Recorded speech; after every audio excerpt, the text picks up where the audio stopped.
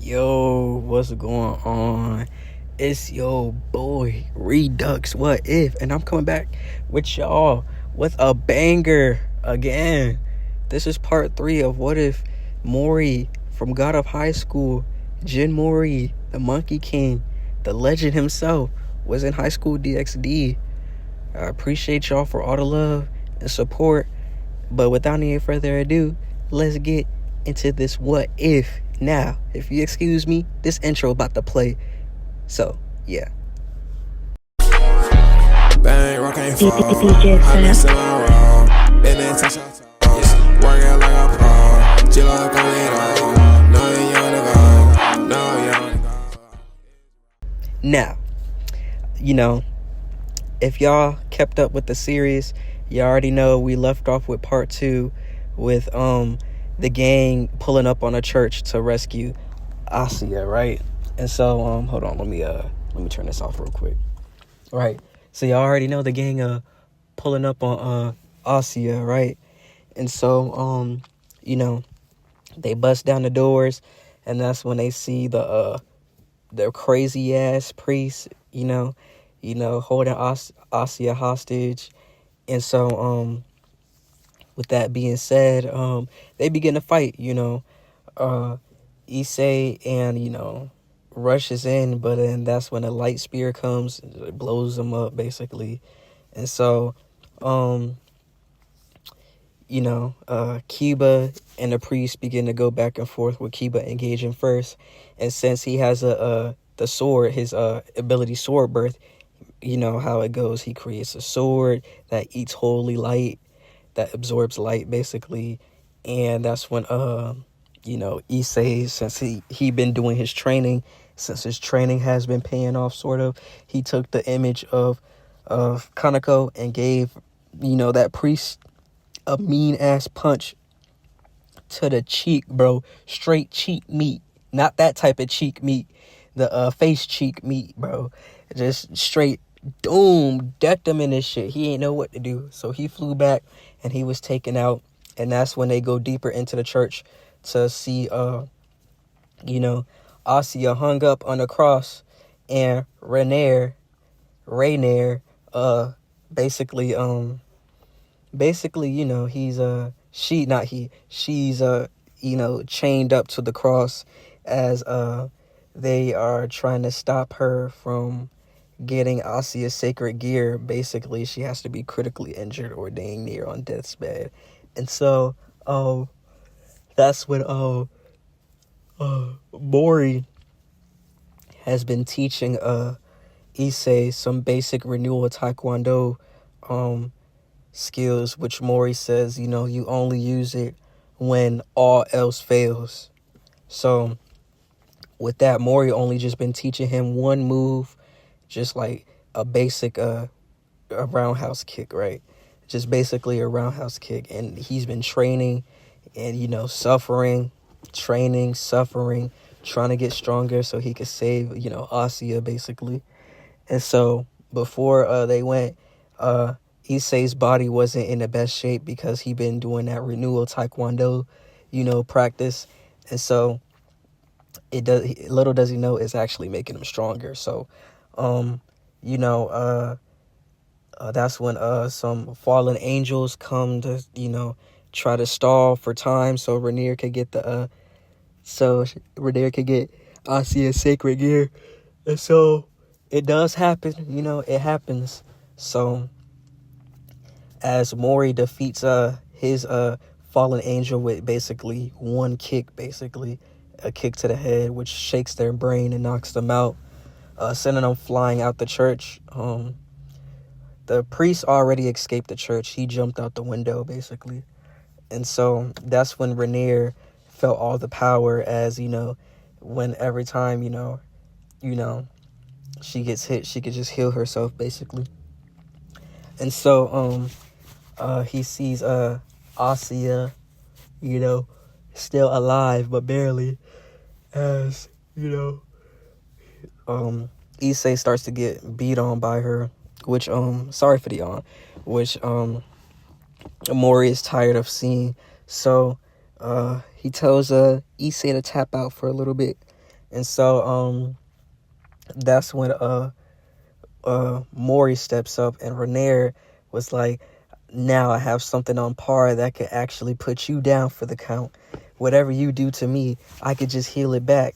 And then that's when she, tries to attack him with the light spear, but Mori basically dodges and then, backward kicks her forward to Issei. And so as she like stumbles forward and falls, that's when Maurice just continues walking, and he looks back at her saying that, he's not the opponent that you should be worried about. It's Issei. As Mori walks up to Asia, right? Breaks the cuffs that was holding her, and then using his pressure point stuff that he knows, he basically, he pokes her shoulder, pokes her stomach, and then puts 2 fingers on her heart, and she's breathing again, and she is conscious and woke, but she's like still weak. So Issei sees her alive, as she tells Issei that she's thankful that they came for her. And so that's when she passes out. And Mori says, this should be enough motivation for you, Issei. He was like, you trained this much, and I don't want to see your training go to waste. So do it. Beat her. He was like, and then that's when Issei was like, what did you do to her? As he's still trying to recover from getting, impaled by them light spears on his legs. And Mori said, I used a martial art technique to basically heal her. And sometimes it can work better than magic, but this is all I could do for now. But besides, he said, that's not besides the point. That's not your worry. Your opponent is standing right there in front of you. So go ahead and finish her off. Make her pay for hurting your friends, for disrespecting you, for breaking your heart even. But more importantly, show her how strong you are, and show her how far you came, and show her the true meaning of what it is and what it does mean to be a sacred guild holder. Show her Issei. As that's when Issei gets like a boo, like Drake starts going crazy with boost. As that's when those motivating words hit Issei, as she begins to fly away. And that's when Issei grabbed her by the leg, and then he says that, I never got the chance to say this, but we're breaking up. And Issei hits her with the meanest hook, as she technically disappears and gets obliterated. With that being said, Renair is defeated, and Asia's sacred gear falls, with Issei grabbing it and holding it and floating, and then it's like floating in his hands. And that's when Rias and Akano come in with Mori, with Issei giving it to Mori, saying that as he doesn't know how to do with this, and he tells Asuna that not Asuna. He tells Mori that he should be able to put it back in her, since you're the one that healed her with pressure points. And then Mori said, I'm not good with magic, man. He was like, that's something Rias should do. And Rias takes it out their hand, and basically she takes it out their hand and was able to put it back in Asuna. And that's when Asuna gets recruited to the Grimmery household, which now makes Asuna not a pawn but a bishop. And so after that, a few days pass by, and everything is going to normal, which is Rias sleeping with Issei as usual, and that's when new living arrangement comes in with Asuna being introduced with to Issei's parents, and technically Mori's parents, because they're like, they're close together, like I said in the previous part. Taijin knows them, and they kind of live on this estate. So they're basically using Mori for the estate, which Mori doesn't mind because he has his friends and stuff. And so Asuna wants to thank Asia, not Asuna. Asia wants to thank Mori and everybody else for coming for her, which leads into the next segment, as we are now on episode 6 of High School DxD, which everything has been arranged. Asuna now lives with Issei and Mori, with him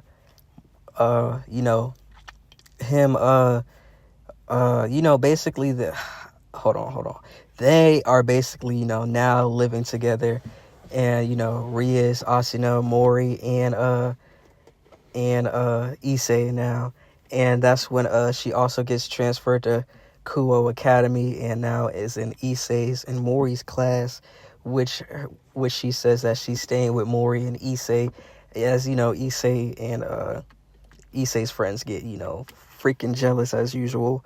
With that going to canon, pretty much everything goes to canon in episode 6, which is basically Rias wanting to get Issei into shape so he will be able to use more of his power, with the help of Mori, as she's starting to watch Mori train with Issei as they begin to fight, but Issei is always getting beaten by Mori, even if Mori takes it easy, which he takes it easy but doesn't take it easy on Mori. Not Mori, on Issei. Mori doesn't take it easy on Issei. And Issei's body is still being strained by the renewal Taekwondo. And so Mori only teaches him moves that he can use without too much strain, without too much strain on his body. So he should be able to use those moves and not be critically hurt by it. So with that being said, Mori teaches him another basic kick, trying to teach him the roundhouse kick still. And after he perfects the roundhouse kick, he wants to teach him the guard breaking kick, which you're supposed to kick, pretend you're about to kick in the face, but make sure they are guarding, and then you slip your foot into their guard and then kick them, rattling their brain and senses, as Mori demonstrates for Issei, which Issei thinks that he's adapted to the kicks. And so as he blocks, that's when Mori says, "I wanted you to do that," as his foot seeps into his block, brings his block down, and then slightly taps Issei on the head, but it doesn't hurt. That's not no slight tap. It makes him fly back a little, and then he gets all dizzy, and he was like, "What kind of power is that? For somebody who doesn't use magic, you're really strong." And he was like, "Yeah, for some odd reason, I'm just really strong. I just don't know why." He was like, "I thought it would be something with the me being a devil or whatever mutation piece I have, but it's probably something different." It was like, maybe if I could just remember those things that that happen, maybe I'll have a better understanding. But that's the move that I want to teach you. It could always come in handy if you can't, if you're all out of magic power. That's probably the next best thing you need to learn. And so, with that being said, they practice that all day, with them continuing training till the sunset. And they continue training all day. Issei's on that grind with Mori, and even though the gap in power is going to be huge, Issei is making some progress. So, we have that, and then Mori is getting closer to doing renewal taekwondo, but the recoilness of it. And so as the night draws in and everybody begins to go to sleep, Mori puts his signature sleeping headband on, his sleeping cover on, as he begins to fall asleep, and then he ends up in a mist, and he wakes up in his mindscape as he begins to walk around and see things and see himself as he's wearing this white band that looks very majestical, and sees a gray staff as he remembers that name, as he says Yue. And Monkey King Mori, turns around and walks towards him, and he looks at him and says, "You don't remember, do you?" And then Mori himself says, "What do I need to remember?" As Mori takes Yue and stabs it in him and says, "Remember who you are." And so that's when he wakes up, and we're already at the morning. Even like we're already at the morning. So like when he was in his mindscape, time went by really fast. And during that time, it was like he was remembering his true self, sort of, kind of. Like, you already know how his Monkey King form had like stages. So that's what I plan on doing. So, Mori wakes up, as this time, how he how he usually has his jacket around his waist. That's how he usually goes to school. That's how he usually wears his uniform, with the collar, the white Kuho Academy shirt on, being dripped out. He the only person that could actually pull that shit off for real. And so today is a very special day, because that's when Rias decided to get Asia and Issei, along with Mori, familiars. But that's when the Satiri household, with Sona and Tsubaki and Momo pulling up, along with Sanji pulling up. And they said that they were planning on going to the familiar forest too, and the only way they could settle it is if they have a nice sports match between the two households. So everything goes to canon with Satiri, Sona, and Rias doing a tennis match, and that becomes a draw. And then so the next match they do, that becomes a draw.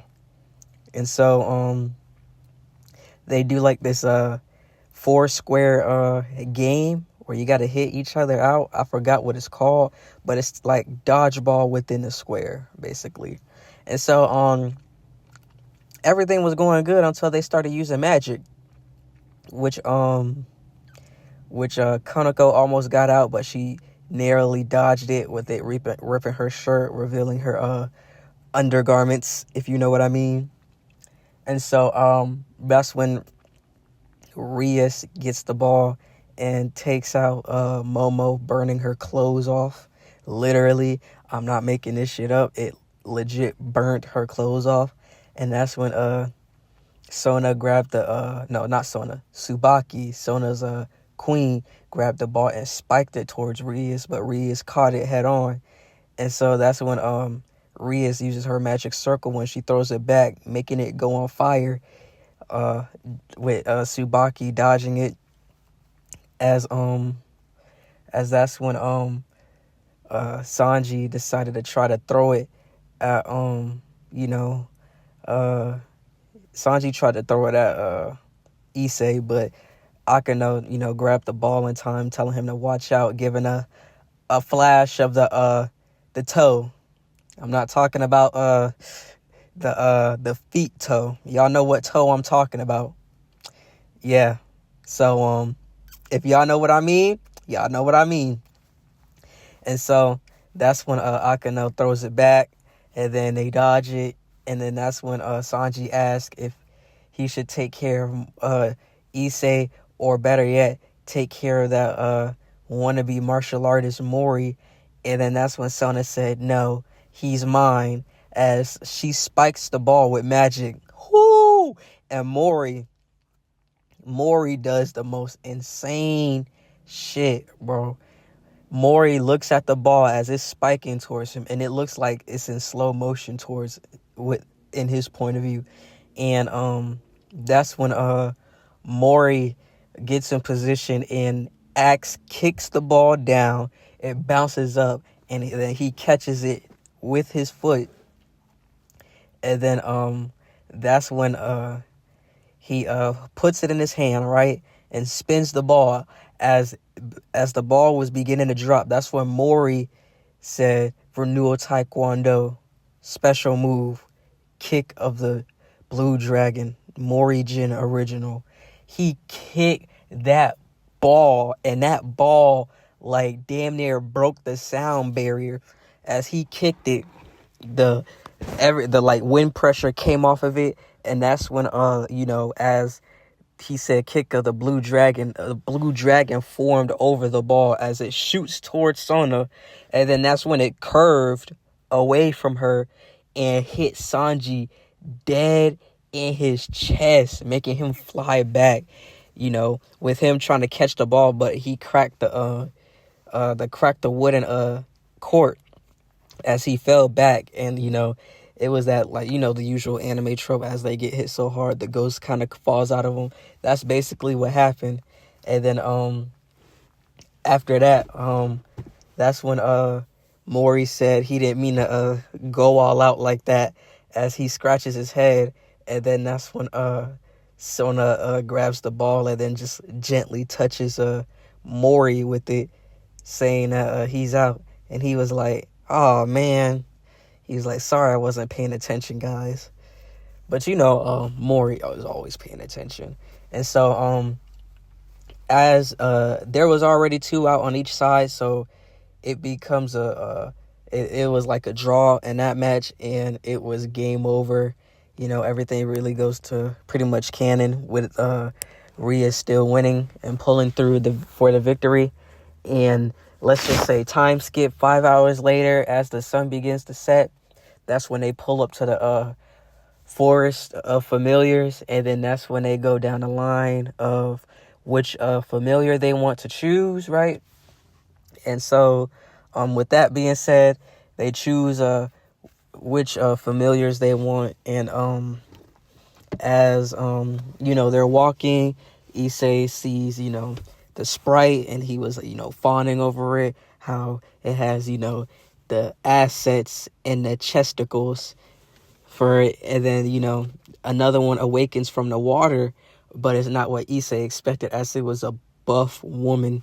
And he didn't like the size of the woman, or how her pecs are the size of his head. And then they make their way down to walking down the trail in the forest, with the guy basically rhyming with every word he says. I really don't know how to rhyme like he does, so he basically tells them that time is running out in the forest, and the forest only appears every 1,000 years, I think. And so that's when they find a blue dragon. And so Issei wants that dragon, and Akeno suggests that since he's a great red emperor dragon, maybe their compatibility will be something. But that's when the slime begins to fall, and that slime begins to burn off all the girls' clothes, with Kiba being blinded by the slime as he's trying to get it off his eyes, since they're covering his eyes. And that's when Mori begins to have a nosebleed for the first time, as he puts his eye cover over his eyes. And he was like, I shall not look. My grandfather taught me to be a respectable gentleman. And that's when Issei was like, come on, man. You can't live your whole life doing that. You have to be curious at least. And then that's when Kaneko knocks Issei out, saying that you will not ruin Mori's purity, as she says that she likes how Mori is a respectable gentleman. hinting that, Kanako may have some feelings for Mori, but we'll get into that later. And so as that was going on, that's when they basically begin to burn the slime alive and shock the slime, with Akano doing her usually masochist act as she gets turned on by pain. And so everything pretty much goes to canon, with Asuya and the familiar of the blue dragon getting basically that becomes her familiar. And that was the end of that. They come back, and then that's when they do the ritual for the dragon, and that's when it becomes her familiar, right? And so after that, Issei goes home, and that's when he usually goes to his nightly routine. And so as he was about to step in the bathroom and take a shower, he catches Asuya in there in her birthday suits. And it begins to get really awkward, because this is the first time Asuya has seen a third leg. I gotta use these keywords because I don't know, YouTube might demonetize. Well, I don't even get monetized. I can't even say that. I don't even know why I'm saying that. But yeah, YouTube might shadow ban me for this. But she sees the third leg, and she said that it's okay, as she doesn't want Issei to go. And so that's when she begins to scrub his back with her all her heart. If you know what I mean, you know what I mean. What was understood does really have to be explained if y'all already know what I'm talking about. And so, as Issei was, damn near going ballistic, that's when his mom, walked in, and yeah, we already know how that happened and went. And so, we cut to Issei, saying that he will protect himself and protect Asuya from himself as he begins to go to sleep. And I'm gonna do things a little differently, because I'm gonna come back to that right now. So Issei has a dream of marrying Rias, and that's when he begins to talk to Drag more, the great red dragon. And so as he wakes up, Rias gets summoned in his room, and that's when she wanted him to take her innocence, her pure essence, as she forces Issei down on the bed, and Issei starting to like it, but at the same time he's like, what the hell is going on? And so he was like, I never thought I'd be rolling in these double D's like this. I'm saving this to the spank bank later. As she grabs his hands and put them on her both of her hearts. If you know what I mean, you know what I mean. And so she began to kiss him, and she pushes him down further. And so she explains that this is her first time doing this, so be gentle. As Issei also says that it's his first time too. And right when they were about to do it, Issei said that he always wanted this to happen, but not like this. Something has to be bothering her. And that's when Grafia comes, aka Rias's brother's queen, with her saying that she isn't allowed to do this if she already knows what is going on with the agreement. And so that's when she calls Issei a lowborn, as Rias doesn't take kind to that, which she says that she could do anything she wants with her body, as to give it to whom she wants, and she won't be calling any of her people that's on her team lowborns, because that is highly disrespectful against her peerage. I said it right. I think I did. I hope I did. But yeah. And so as Rias gets her clothes on, she basically says that they'll have this discussion at her basically at the research occult club. And so that's when everybody gets summoned, and they're basically chilling at the research occult club, which man, sorry, my throat got dry. Hold on, let me take a quick water break. Woo! All right, we good now. Sorry for that moment of silence, but yeah, as I was saying, everybody pull up to the research occult club, and they're all in a common area living room, and so that's when Graphia says that she's getting basically married, and so that's when Issei gets starstruck, as in like, what Rias is getting married. And then that's when she says that yes, she's getting married to she's getting married, and that she really has no say so about it, since it was already agreed upon. And as she was about to say what happened, that's when Riser Phoenix shows up. And so he pulls up with his whole chess pieces, pawns, bishops, motherfucking knights, queen, and himself too, along with his sister. And that's when, I'm telling you, Mori's game is on point. He has unspoken game, bro. Cause as soon as Riser's sister saw as soon as Riser's sister saw Mori, she was low-key infatuated, but she didn't want to put that out there like that. And so everything pretty much goes to canon in that part, on how Riser goes back and forth with him making passes at Rias, and Rias is really being uncomfortable by it. And then that's when Mori pushes Issei to say something, as he was like, he shouldn't be touching Rias like that, which Rias blushes, as he says after they get married, he does what he wants. And then as he says that, he sees he looks behind Riser, and he sees his own peerage, as Issei was like, damn, they're all nothing but hot chicks. Why can't I be like this guy? And then that's when Rias asks, no, that's not Rias, Riser asks, how come he's looking at him like that and crying?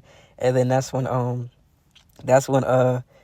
she says that his dream is to have a harem.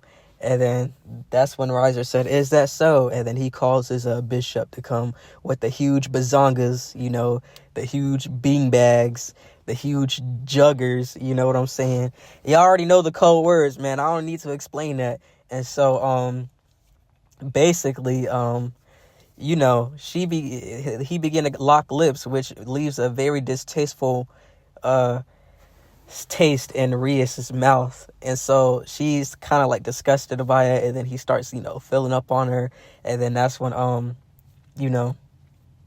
Rias, Issei says that he's such a basically a douchebag for doing all that.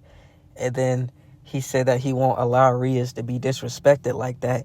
And then that's when he activated his sacred gear and began to charge at Riser, with Issei gearing up a punch, ready to punch Riser square in his face for basically disrespecting Rias in front of him.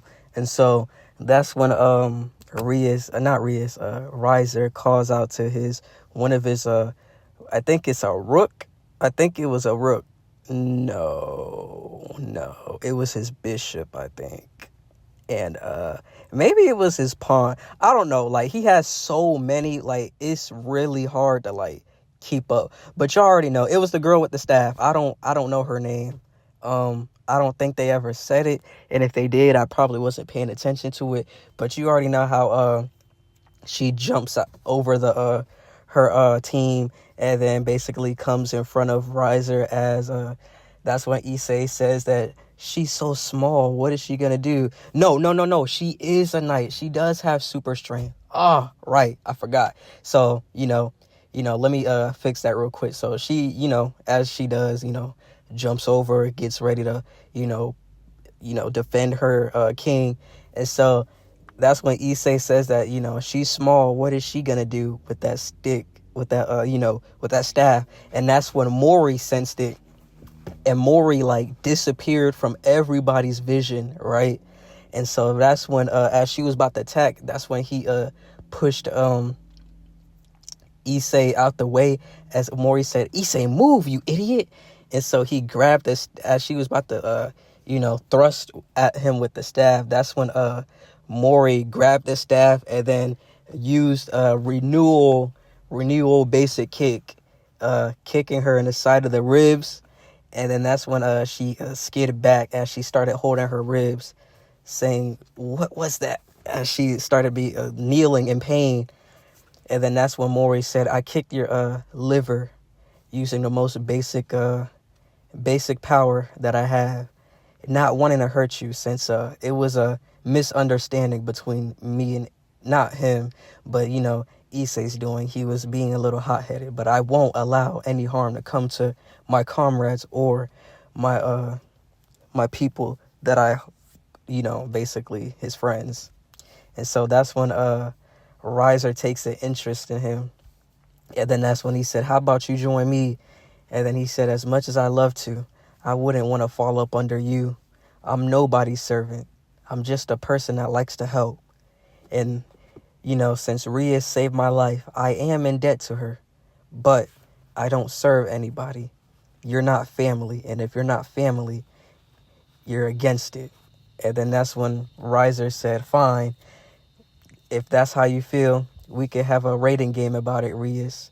And then he basically, says that if he wins, he'll take his he'll wager it, and he'll basically take Rias's hand, and he'll might even think about taking Mori.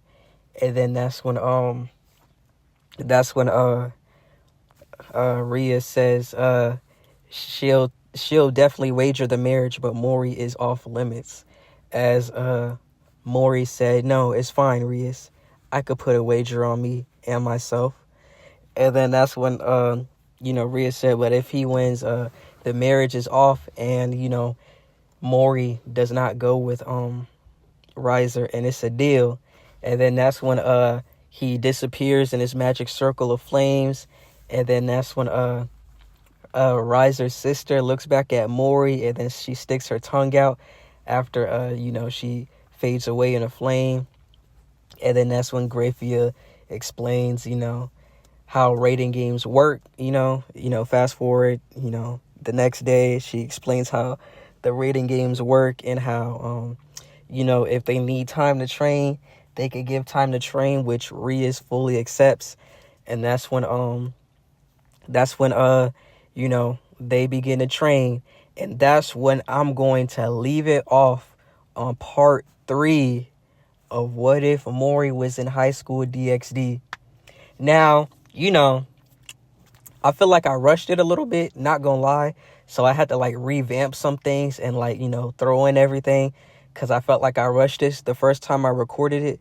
So I had to re-record it and make sure I did everything, or try to sum it up basically, because I'm not gonna go over every single motherfucking detail.